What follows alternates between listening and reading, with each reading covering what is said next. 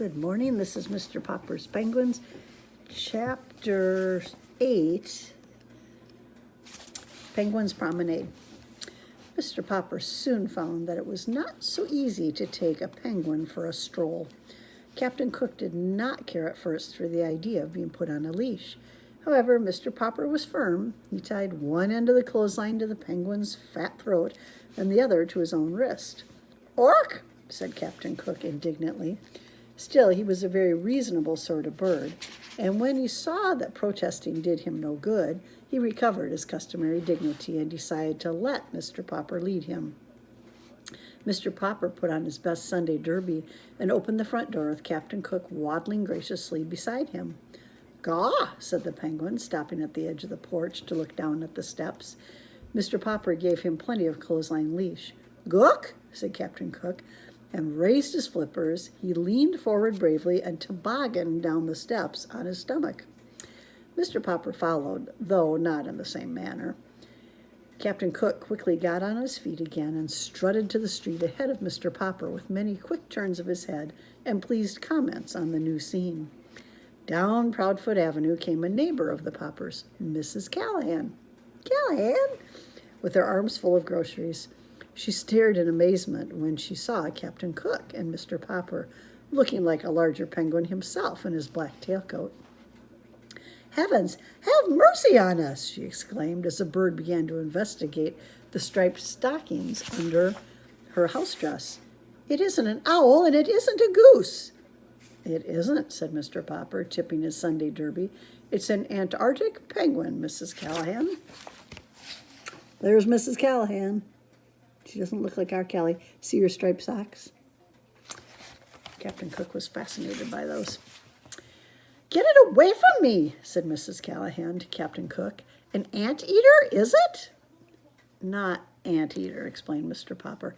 "Antarctic. It was sent to me from the South Pole." "Take your South Pole goose away from me at once," said Mrs. Callahan. Mr. Popper pulled obediently at the clothesline, while Captain Cook took a panting peck at Mrs. Callahan's striped stockings.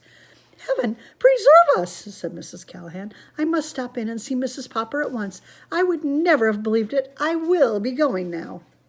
"So will I," said Mr. Popper, as Captain Cook dragged him off down the street. Their next stop was at the drugstore at the corner of Proudfoot Avenue and Main Street. Here, Captain Cook insisted on looking over the window display, which consisted of several open packages of shiny white boric crystals. These he evidently mistook for polar snow, for he began to peck at the window vigorously.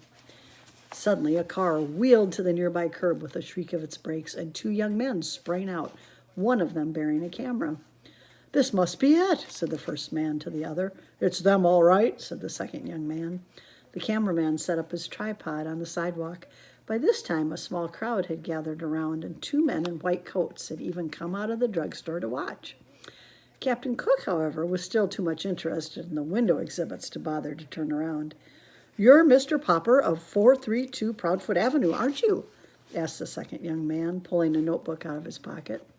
"Yes," said Mr. Popper, realizing that his picture was about to be taken for the newspaper. The two young men had, as a matter of fact, heard about the strange bird from the policeman and had been on their way to the Popper house to get an interview when they saw Captain Cook. "Hey, Pelican, turn around and see the pretty birdie," said the photographer. "That's no pelican," said the other, who was a reporter. "Pelicans have a pouch in their bills." "I think it was a dodo, only dodos are extinct." "Dodo? This'll make an elegant picture if I can ever get her to turn around." "It's a penguin," said Mr. Popper proudly. "Its name is Captain Cook." "Yeek," said the penguin, turning around, now that they were talking about him. Spying the camera tripod, he walked over and examined it. "Probably thinks it's a three-legged stork," said the photographer. "This bird of yours," said the reporter, "is it a he or a she? The public will want to know." Mr. Popper hesitated. "Well, I call it Captain Cook." "That makes it a he," said the reporter, writing rapidly in his notebook.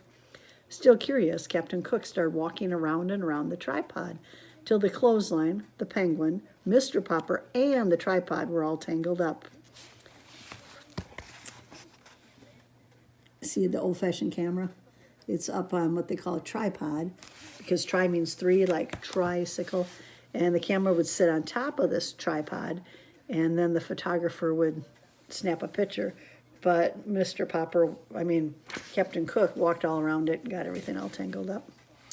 At the advice of one of the bystanders, the tangle was finally straightened out by Mr. Popper walking around the tripod 3 times in the opposite direction. At last, Captain Cook, standing still beside Mr. Popper, consented to pose. Mr. Popper straightened his tie, and the cameraman snapped the picture. Captain Cook shut his eyes, and this was the way his picture appeared later in the newspapers. "One last question," said the reporter. "Where did you get your strange pet?" "From Admiral Drake, the South Pole explorer. He sent it to me for a present." "Yeah," said the reporter. "Anyway, it's a good story." The 2 young men jumped in their car. Mr. Popper and Captain Cook continued their walk, with quite a crowd following and asking questions. The crowd was getting so thick that in order to escape, Mr. Popper led Captain Cook into a barber shop. The man who kept the barber shop had, up to this time, been a very good friend of Mr. Popper's. Oh, it leads me to believe that they're not going to be friends afterward. I wonder what Captain Cook does. Yikes! Chapter 9, In the Barber Shop.